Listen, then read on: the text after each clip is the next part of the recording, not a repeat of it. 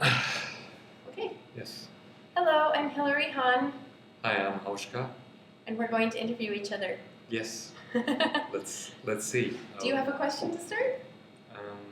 I thought when you my first question is, have you ever thought before you met me of preparing the violin? No, I never did actually.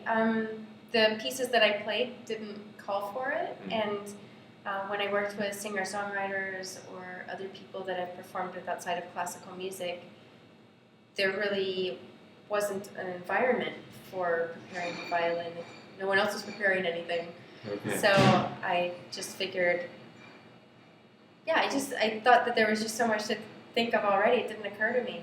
And then when we started working together, I tried preparing the violin a little bit, but I think with a prepared piano, it's difficult for the preparations on the violin to stick out. So I'm still looking for the right way to maximize that if I can. Yeah, it's just for me interesting because I always think why I was thinking that the capacity of an instrument that is so old and has a lot of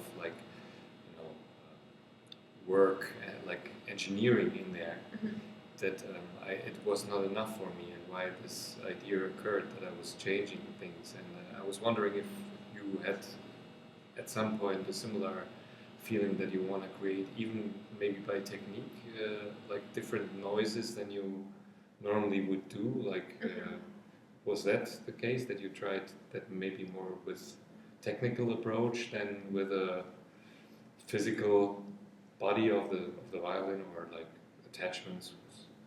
Yeah, well, I mean, that's usually written into the music.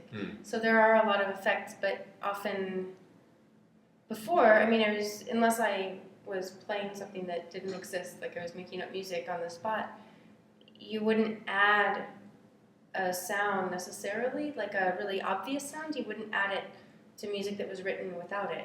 Oh, okay. But you can color. There are all these different coloring things you do for interpretation, where you pull the rhythm a little bit, or you, or a lot, Yeah. or you make the tone a little bit like icy or a little warmer. You can do that with vibrato, Right. or the way you use your bow. Right. So I think in a subtle way that people might not think about, that's happening all the time.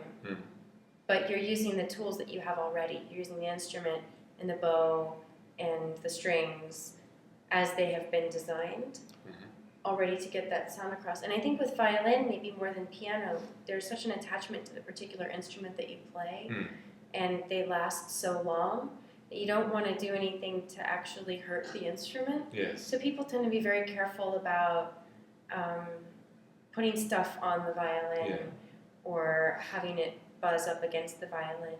I think I'm a little bit more comfortable with the idea of having things close to the violin, but I'm still really protective of the instrument. I can imagine. I mean, whenever I prepare a piano, I always get a call from the piano builder. You have to come a little closer. So I always get a call from the piano builder, and he's concerned.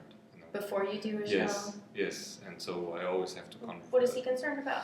Well, he's concerned about that I would touch the strings with my hands because they rust easily. Oh. So when the moist of your hands are coming on the strings, then over the long distant turns, they are not usable anymore, or you have to change them. I always have my fingers on the strings. I never thought about that. No, but it's actually, especially with the piano, that's something you can see actually pianos that are used a lot in experimental music because the inside looks like much more awful than a proper concert piano. So I understand their concerns, but on the other side, I'm trying really to be careful and being aware that the instrument is very expensive.